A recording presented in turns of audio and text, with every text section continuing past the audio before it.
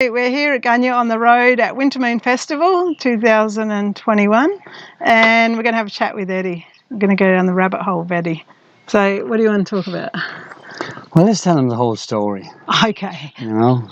Let's go from the beginning. And so, eventually, everybody's going to have to find themselves. Somebody might ask you one day, who are you? And you'll answer to your name. And that's all good, you know, because we do have a name. And we go by that. We have driver's licenses and contracts of all sorts out there with the game. However, who are you really behind all that? You know, what makes you think, you know? What makes you feel the way you feel? What makes you desire the things that you desire? And so on my journey, going down the rabbit hole, I found out lots of very cool stuff. Stuff that has made my life more streamlined and more balanced and more clarity and more truth and most importantly, more from the heart. And so what I found out is there's two of us actually in the body. So there's the altered self and there's the unaltered self.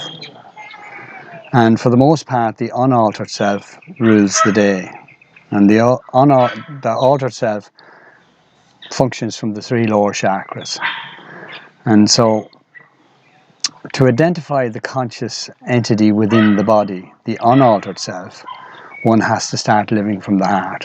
And of course, that all sounds very easy to say, like, you know, however, to actually go out there and be and do and live that life from the heart is quite another matter altogether. Because we were brought up, like, you know, in our own environment, like, you know, with families and friends and community. And so that has formed our belief systems, like, you know, to where we are now today. And so in my journey, I found I had to do a lot of house cleaning, things that didn't sit with me anymore, like, you know, that didn't work with me. You know, the shoulds and the coulds and the don't do's and all those kind of things.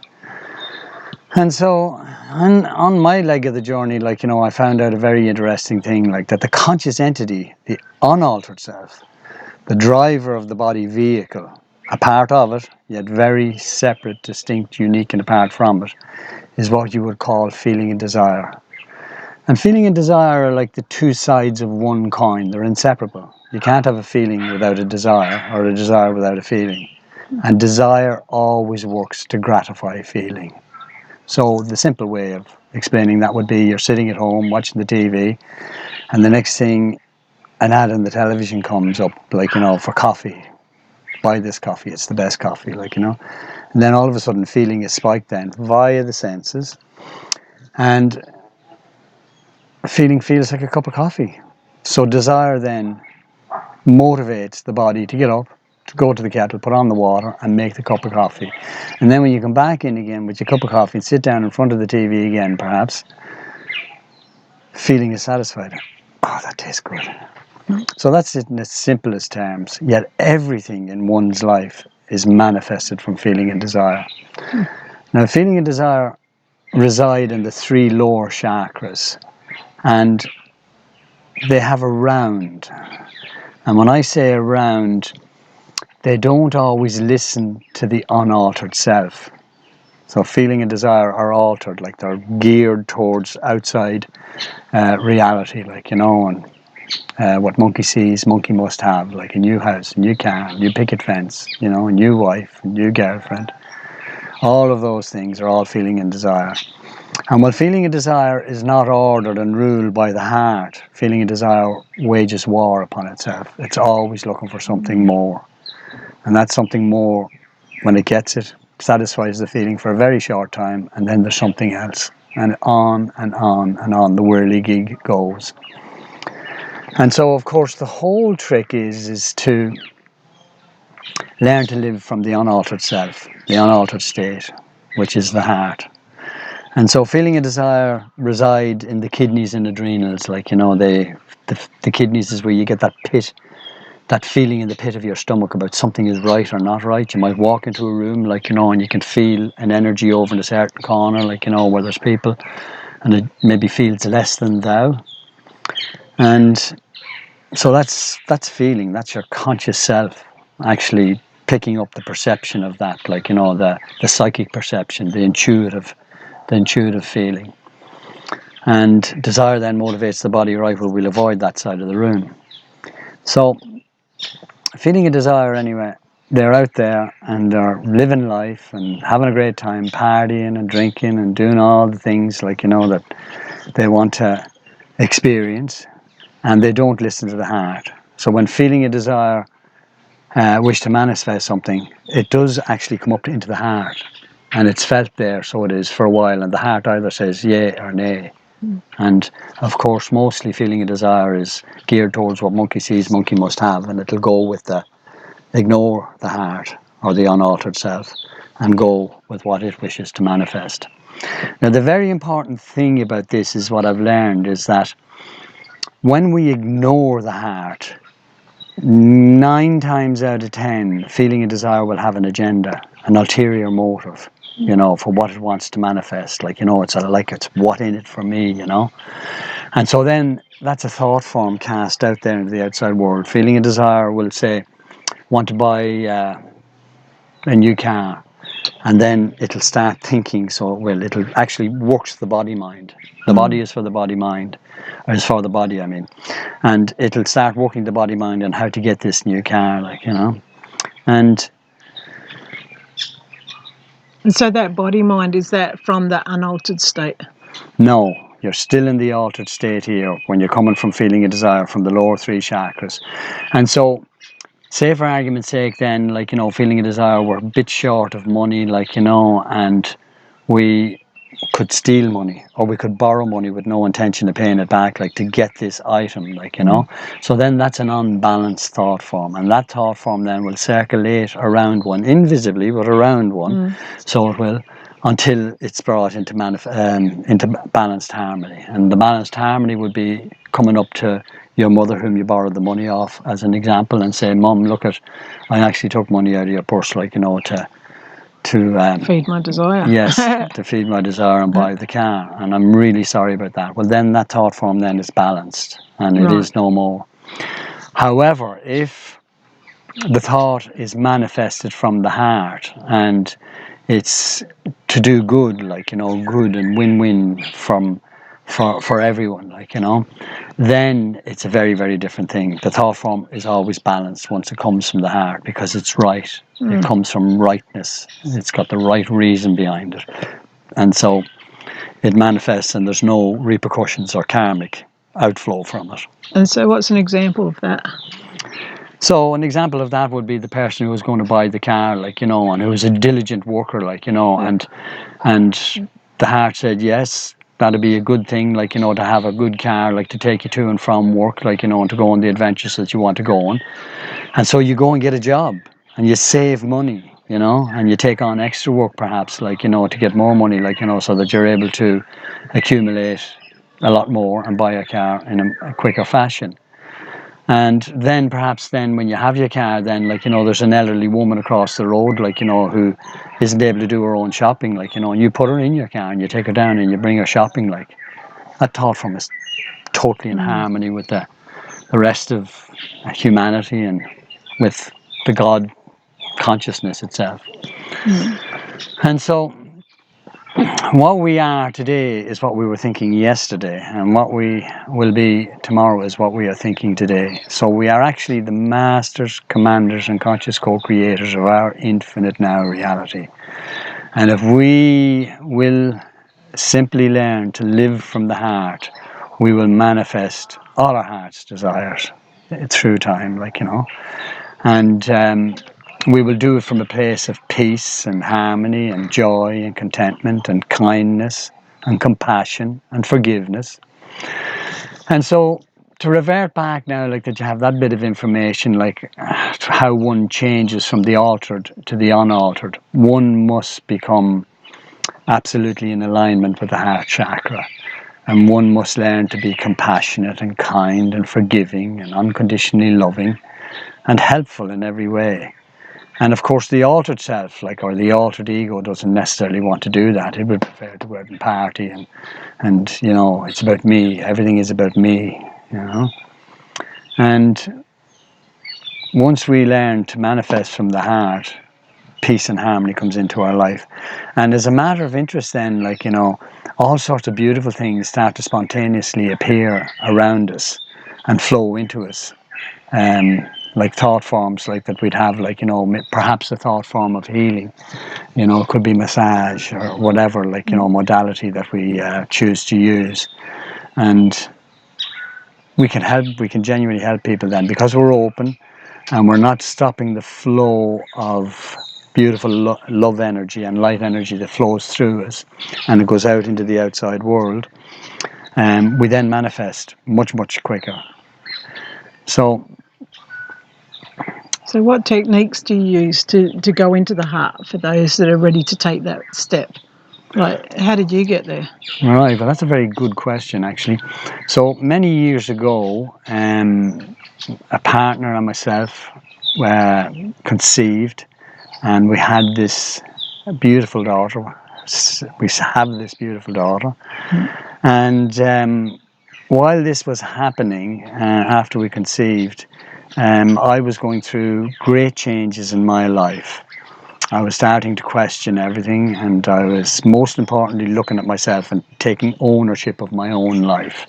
And so that's how the main thing is, to be self-responsible and to take complete ownership of everything that's in one's life. It's like saying, right, here I am in this, say, chaos here that I've created, and I've done this to myself. Even if it's in a relationship, in a breakup or anything like that, like, you know, I contributed to it equally as much, like, you know.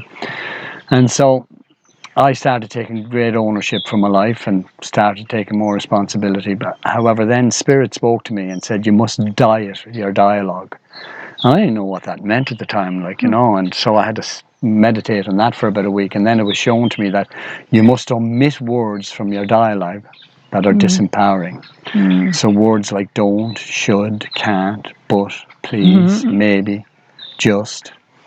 And, you know, I can give you a simple example of this. Like, you know, you might be with your loved one at home and you wish to go down to the local shop, like, you know, to get some groceries.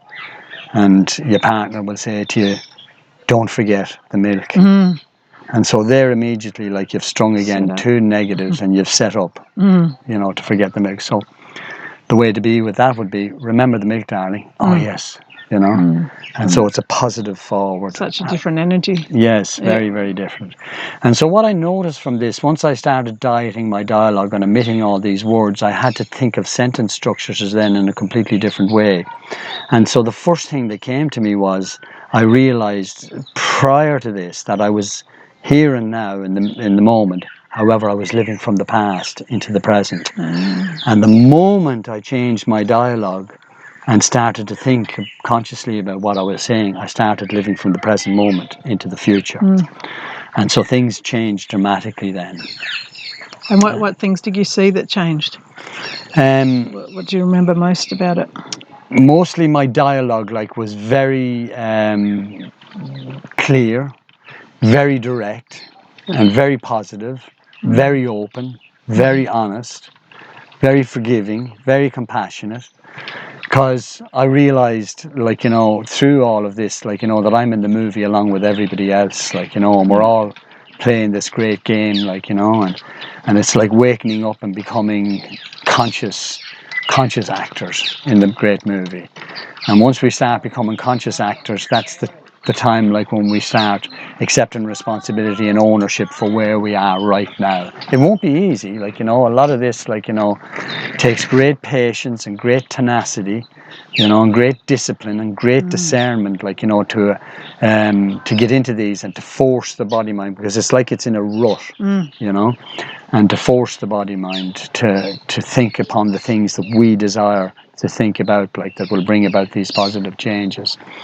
And so one of the tools also that I used was affirmation thought forms. And affirmation thought forms are very, very, very, very, very powerful, and they reprogram the mind and what people call the subconscious, which is actually the soul. They reprogram that, like, you know, from all of the old belief systems and that we have accumulated over the years, like in all the places that we're stuck in, like, you know, in these little experiential loops going round and round and round in circles, experiencing the same thing. And so affirmation thought forms pulled me out of that and brought me out into a bigger circle, and then into a bigger circle again, and a bigger circle. And so one of my affirmation thought forms would go like, I am. So this is what one would say to oneself, because remember now, we're a divine spark of the eternal creator energy, a divine spark, and this creator energy gets to experience life through us, you know. And so once we become consciously aware that this is what's taking place, then we realize that we are no different. If we bring a glass of water to the ocean and pour it in, it is one with the whole ocean.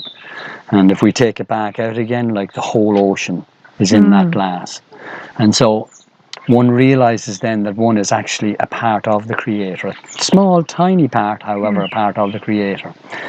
And so in the beginning it wasn't comfortable for me to say these things, like, you know, because I thought I didn't feel worthy enough, would be the best way to put it.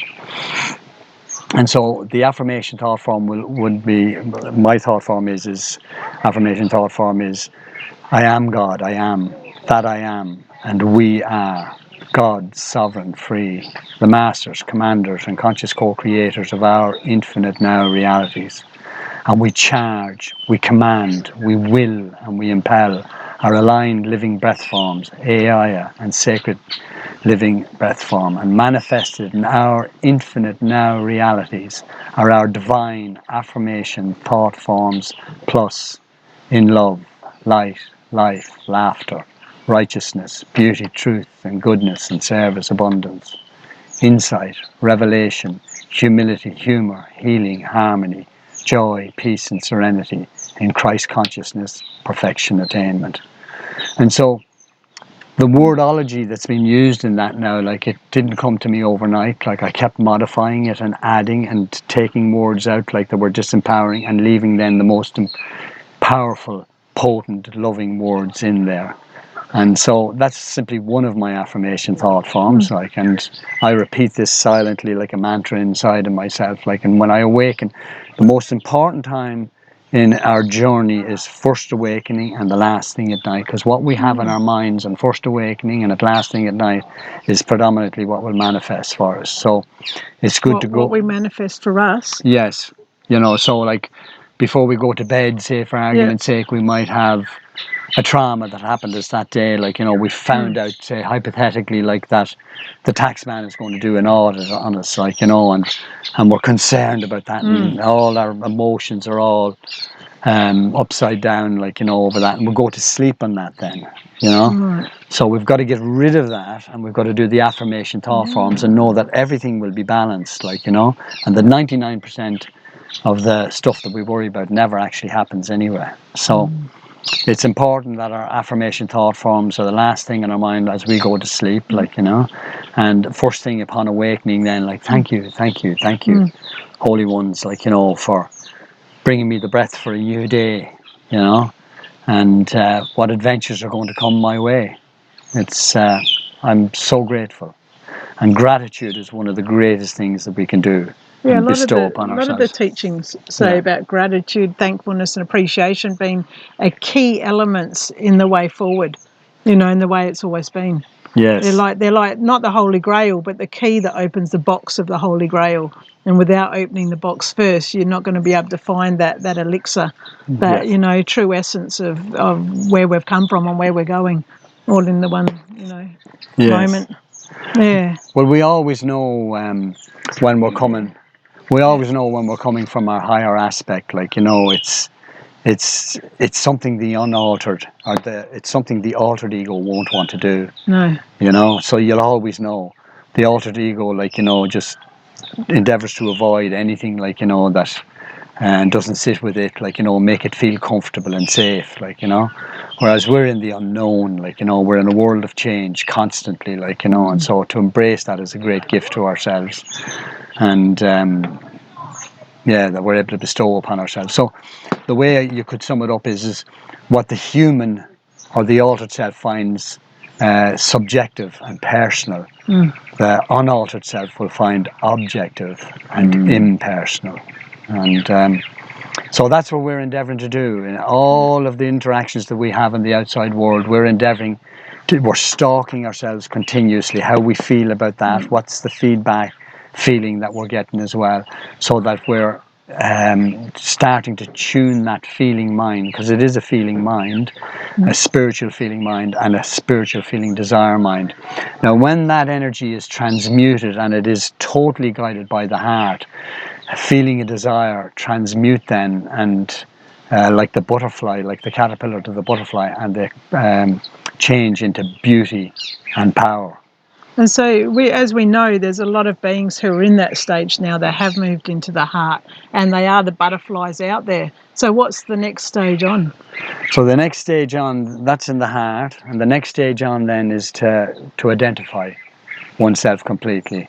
And so that's I-ness and selfness. And I-ness and selfness, like, you know, supply the light from the higher intelligence, from the higher self into the body and into feeling and desire, into the heart and down into feeling and desire.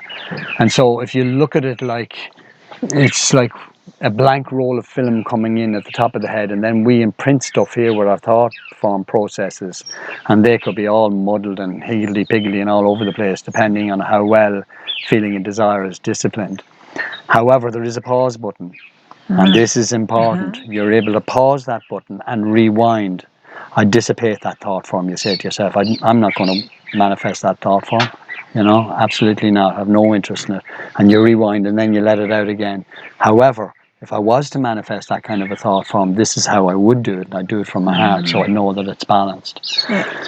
And so, yes, that next higher level then is I-ness and selfness, which is identity and knowledge, which resides in the pituitary of the pineal gland, and it supplies the endless roll of film, or the endless roll of light, you know, for a lifetime, you know, for a lifetime. And key ways to access that you found? Meditation. Meditation. Affirmation, thought forms, and meditation are the way to access this.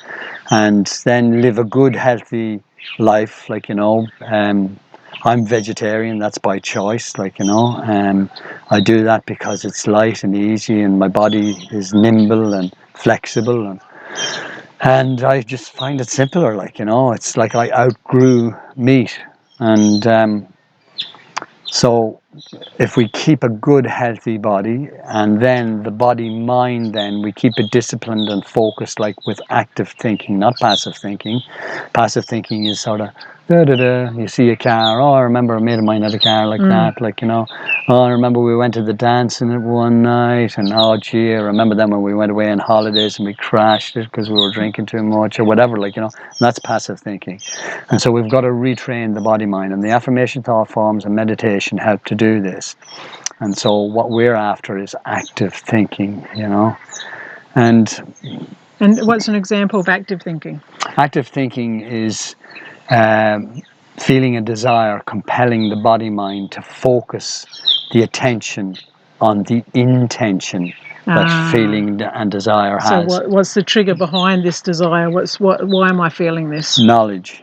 Right. Knowledge. We're chasing knowledge. We're knowledge chasers, energy chasers. We're endeavouring to build up our energy all the time. Like, you know, and a little side note to that is out there, you will have your energy vampires. Like, you know, because in the beginning, once we start to open up from the heart, like, you know, we become very open and soft and gentle. And there are others out there who are fast asleep and are not necessarily as soft and gentle as we are, and would take advantage of that. Like, you know, so we have to go through that learning process, like, you know, of knowing, using our discernment, our spiritual discernment, to know who to be with and who not. Like, you know, we might find, like, you know, that once we start to waken up, like, you know, that we prefer to be on our own. We might be with a partner, and then all of a sudden we're not, like, you know.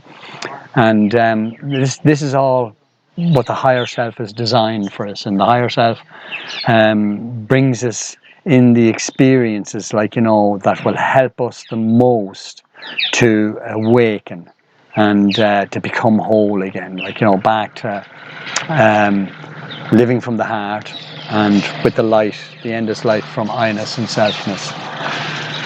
And once we do this, like, you know, our lives, once we go on this path, then, like, you know, our lives change inextricably, like, you know. And And we've become very simple and become humble, like, and honourable and truthful and noble and honest and ethical, and we live a life, like, with dignity, and we wouldn't do anything that would compromise our integrity, like, or our truth, like, because we understand that it'll come to harm us. It only harms us, like, and so we live a much simpler life. Like, we'll still maybe be in our 9 to 5 jobs. Everybody is different. Like, some people might be retired. You could be anything. You can be a doctor, a lawyer, a carpenter, a sailor, candlestick maker, anything. It doesn't matter. There's no hierarchy to be able to start to become enlightened. It's simply a conscious choice that happens one day. Something maybe traumatic might happen in our lives, like, to get us to really start to question ourselves. And that's another thing that happened to me, like, in the sort of late 80s.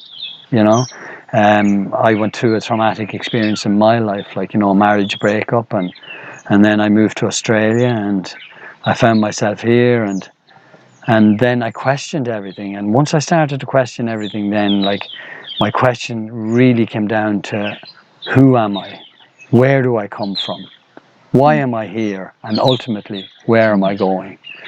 And I never used to read. And then a very dear friend of mine, Pete, gave me a book by Stuart Wilde called The Force. And the moment I read that, it just absolutely transformed my life. Like, it answered so many questions and really got me going. And then I started reading by the kilo. And all the while I was doing this, I was exercising and keeping the body fit and eating well, so that because we're in this human physical body, it's like your car, as an analogy. The better you look after your car and keep it serviced, the more mileage and the better fuel consumption, and the easier it'll function, like, and get you reliably to where you want to go. And so I quickly learned, like, to have the body in good shape, like, and you've dabbled in lots of different forms of high frequency things to put into the body. Exactly. Do you feel like expanding on that, on what you've explored and what you've found in your exploration? Well, the body has the body mind has a 4-speed gearbox,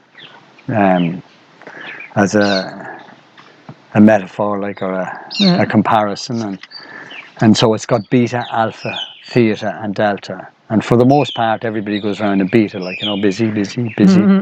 And so when we get into late beta, then we're starting to relax a little bit more. And when we go into early alpha, then we're getting really relaxed. Like, we might be lying back in a nice salt bath with crystals, like, and beautiful music playing, like, in a piece. We're after coming out of a meditation. We feel very calm and collected and very focused, and the mind is quiet, like, not all that white noise is going on in there. And so that's early alphas. And then when we get into late alphas, then, like, we're starting to go to sleep.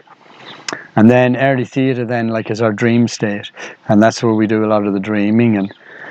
And then delta, of course, we've left the body. We're probably hovering over the body then, maybe a meter or two, like, while the body repairs itself, like, for the next day's adventures. And so I had mind machines, that actually brought one into those heightened states of awareness. And so that helped tremendously as well. Like, it was like training the left and right side of the brain to hollow sync and come into harmony together, like, which expanded the thinking and the clarity.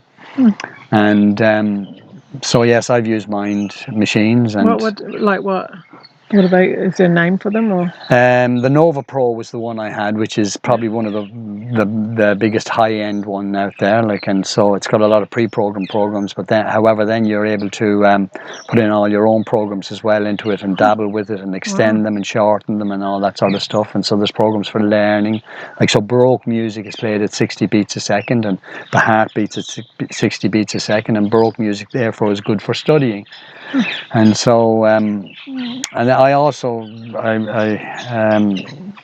started to listen to, back in those early days, to classical music, and I found classical music to be very soothing. Like, more so than, not that I don't enjoy all types of music, I do. Like, however, like, the dub music and all that sort of stuff, like really, it's to keep the mind. It's in actual fact, what I've worked out is endeavouring to dull out the white noise that's going on in the mind, because it's so loud and so beaty and so frequency orientated, like, you know.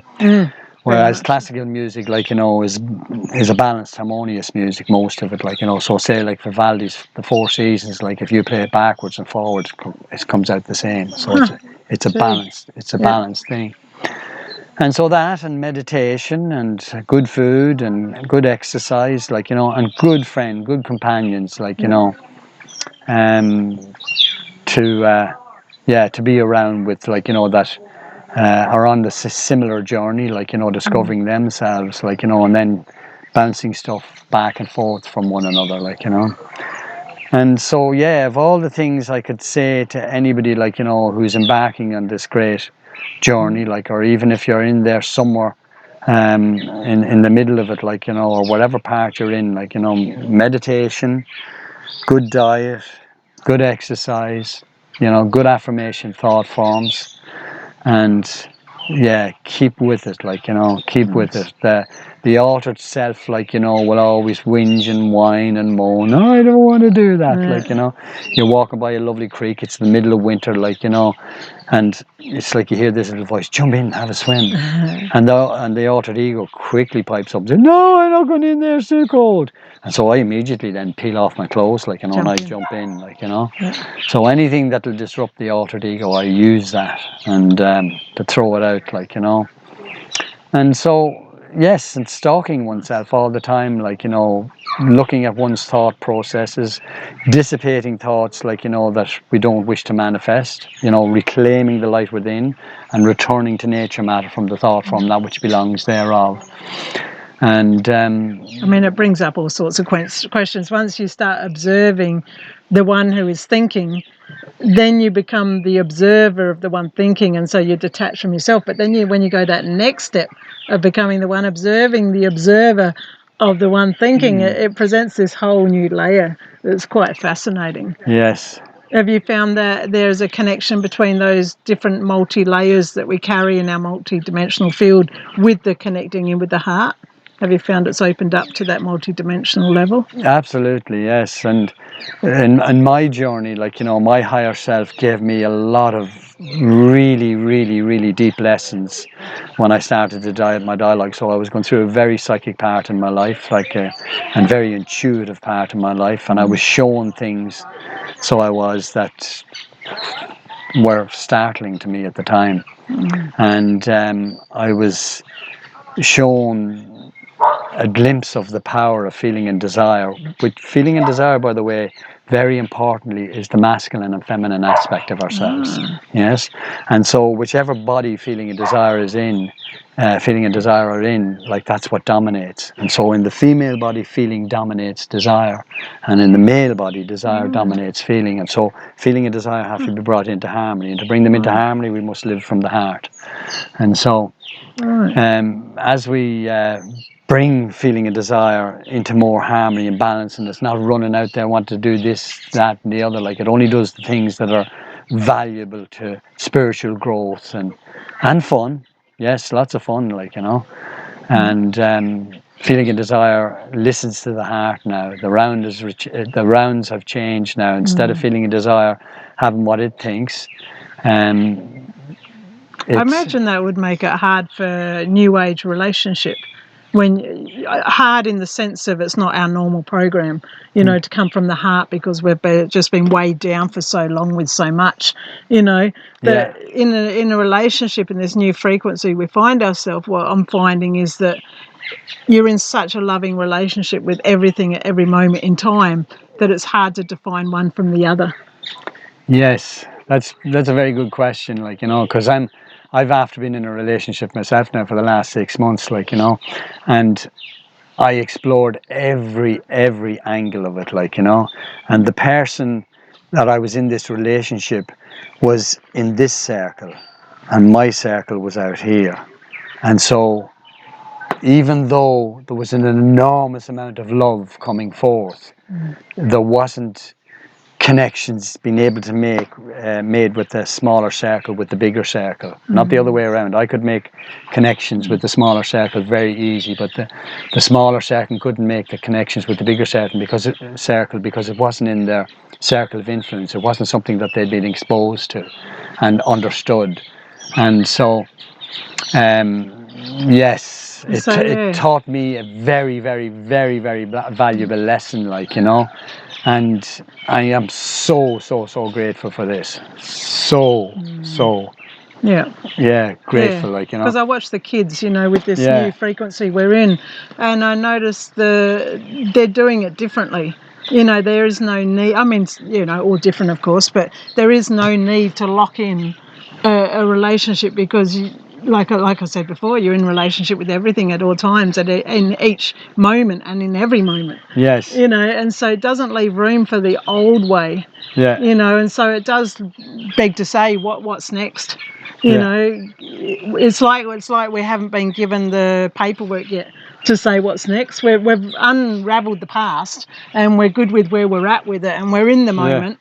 But because it is so momentary, there is no future. There's no longer a past either because we completed that chapter. Yes. And so for me, I'm finding I'm in this no man's land where we haven't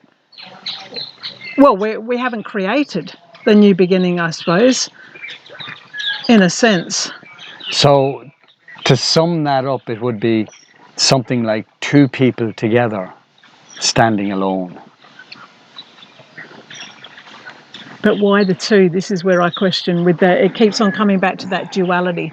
You know, the 3D, the duality, the cause and effect, and what I've observed spending a bit more time in the fifth dimension, if we want to label it, you know, in that frequency of being the observer, is that we're the observer, the observed, and the one observing the observer all at one moment in time. So we're living within this multi-dimensional field. We're becoming one with all. You know, we are unified consciousness. You know, if a card knocks into a tree, I'm that tree at that moment, but not in the suffering, emotive causality of it. I'm more in oh, that's interesting. Yeah, I just got hit by a car. Oh, that's interesting. I wonder what that's all about. You know, the more that mind, you know, we're coming into that Aquarian mind which, you know, isn't so in tune with the old way of relationship. Well, because we are feeling a desire and we're in this human physical body vehicle, and feeling a desire is feminine and masculine, and one outweighs the other, like, you know, well, then the part that observes that then is the heart, and the heart is rightness and reason. So it is, which is law and justice when it's transmuted into its higher energy. And so it's observing feeling and desire. And then I-ness and selfness, which is identity and knowledge, is observing all of that too. So this is the observing so this is the observing that you've mentioned. And so, yeah, with relationships, like, the relationship actually that we require to have is the marriage of our feeling with the desire. Yes, okay. the divine immaculate conception.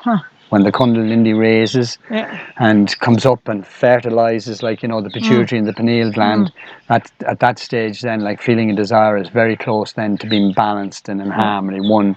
And feeling is always seeking desire, and desire is always seeking feeling. And of course, we tend to go in the outside world to look for a relationship that will give us that and supply that feeling, like, you know. And so the more we progress along our spiritual path, the more we'll realize, like, that's actually not the case, like, you know. It's all within. Yes, it all resides within. This is where the yogic teachings come in, you know, with all the different esoteric teachings, you know, with the pranayamas and with the more esoteric practices. You know, that ability to transcend, you know, the energy within your own body to such a high plane. And I know from my teachings at the yoga school I used to go to in Thailand was that what we found was when we were doing so much meditating and yoga and got to such a, you know, at the heart and beyond, we almost lost desire. You know, there was, especially, you know, we're up into the higher frequencies, we were meditating a lot and just being observable in every situation. Can I be excused? Yep. All right, thank you very much. It's raining and I must put my stuff in. Because this is a festival. Yes.